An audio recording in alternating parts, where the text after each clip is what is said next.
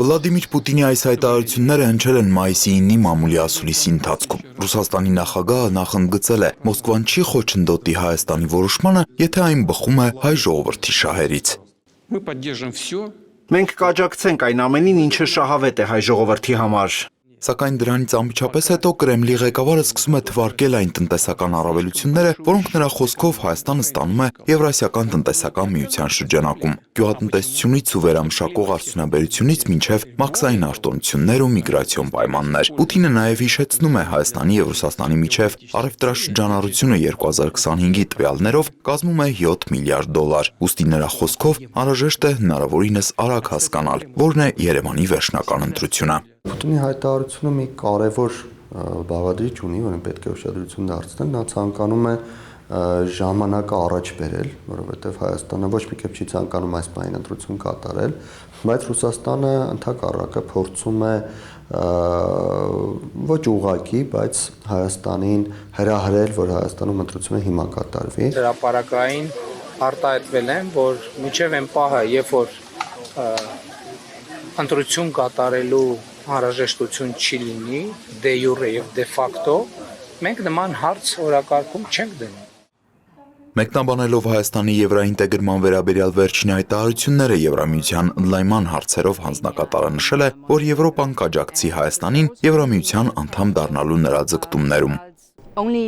Միայն Հայաստանի ժողովուրդը կարող է որոշել իր ապագան։ Եվրոպական քաղաքական համայնքի վերջին հանդիպումը, ինչպես նաև Եվրամիություն Հայաստան գագաթնաժողովը ցույց տվեցին այն ուղին, որով նրանք ցանկանում են գնալ, եւ Եվրոպան կաջակցի նրանց։ Մարտակոսը հավելել է, որ Եվրոպան տեղյակ է տարածաշրջանում աշխարհաքաղաքական դինամիկայից եւ ուշադրությամբ կհետևի դրան։ Իսկ ասուլիսին Ռուսաստանի նախագահը նույնիսկ խոսել է իր ձևակերպմամբ փափուկ, ինտելիգենտ եւ փոխշահավետ բաժանման ճանապարհի մասին, բայց ամենաուշագրավ հատվածը վերաբերում էր Ուկրաինային։ Պուտինը երկար անդրադարձել է այն գործընթացներին, որոնք ըստ Մոսկվայի սկսվել էին Ուկրաինայի եվրոպական ինտեգրման փորձերից։ Այդ ամենը հետո բերեց պետական հեղաշրջման, Ղրիմի իրադարձությունների, Ուկրաինայի հարավ-արևելքի դիրքորոշման եւ ռազմական գործողությունների, ահա թե ինչի հանգեցրեց ամենը։ Ռուսաստանին թվում է, թե Ուկրաինայի օրինակը մի վատ այդպես օրինակ է, որով կարելի է վախեցնել տարբեր երկրների, ես նշեմ, որ իրականում շատ ավելի վատ է Բելարուսի օրինակը,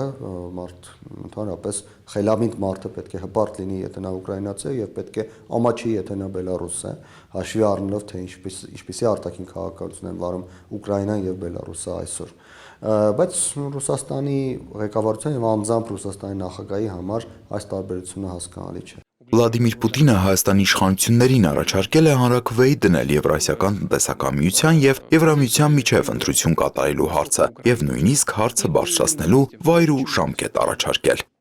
Սա լուրջ հարց է, ուստի պետք չէ հասցնել ծայրահեղության, պետք է ժամանակին պարզապես ասել, մենք այսպես ենք վարվելու։ Այստեղ ոչ մի արտասովոր բան չկա, պարզապես պետք է ամեն ինչ հաշվարկի հայկական կողմը եւ մենք էլ հաշվարկենք։ Ես հիմա պատասխանում եմ եւ մտածում եմ, որ լիովին հնարավոր կլիներ այս հարցը բարձրացնել ԵԱՏՄ հաջորդ գագաթնաժողովում։ Իսկ ԵԱՏՄ գագաթնաժողով նախատեսվում է անցկացնել մայիսի 28-ից 29-ը, որին, ինչպես պարզվեց, Հայաստանի վարչապետը չի մասնակցի։ Այս մասին Նիկոլ Փաշինյանն այսօր հայտնեց լրագրողների հետ զրույցում, նշելով, որ որոշման մասին արդեն տեղեկացրել է Ղազախստանի նախագահին։ Եվ տեղեկացրել, որ ես չեմ կարողանալ մասնակցել, որովհետև դա արձակուրդում եմ եւ չնայած ամսի 28-ին արձակուրդում չեմ լինելու, որովհետեւ զորահանդես է լինելու եւ փոխվարչապետ Գրիգորյանը կմասնակցի միջոցառմանը։ Հայկական խորհրդի փորձագետը ուշադրություն է հրավիրում նաև կարևոր նրբերանգի վրա, նշելով, որ Եվրամիության անդամակցության կամ նույնիսկ ազատ առևտրի համաձայնագրի կնքման հարցում Հայաստանը դեռևս չի հասել բավարար առաջընթացի եւ առջևում զգալի աշխատանք կա, որը կարող է տարիներ տևել։ Արդյոք մենք այդ ժամանակ կարիք կունենանք ընդհանրապես հանրաքվե անցկացնելու։ Գուցե ինչ-որ տեսական զարգացումների արդյունքում Ռուսաստանը ավելի շուտ դառնա Եվրամիության անդամ։ Այսօր գնացքի առջևից վազելու կարիք Հայաստանի Հանրապետությունը չունի։ Այլ բան է, որ Ռուսաստանը փորձում է Հայաստանին դրդել ինչ-ինչ քայլեր կատարել, որպեսզի արդարացնի իր կողմից Հայաստանի նկատմամբ արդեն նախկինում արված գործողությունները, հուսամ չի ստացվի։ Եվրամիության Երևանյան գագաթնաժողովից հետո Մոսկվայից հնչող հայտարարությունների բարձր ինտենսիվությունը Ռոբերտ Ղևոնդյանը կապում է նաև այս օրերին Հայաստանում անցկացվող նախընտրական քարոզարշավի հետ։ Առհասարակ Մոսկվայից ու Բրյուսելից հնչող վերջին հայտարարությունները ցույց են տալիս, որ Հայաստանի եվրոպական օրակարգը արդեն ոչ միայն քաղաքական քննարկման, այլև մեծ աշխարհաքաղաքական մրցակցության թեմա է դառնում։ Տիգրան Վակիմյան, Դավիթ Ղալաչյան, Հորիզոն։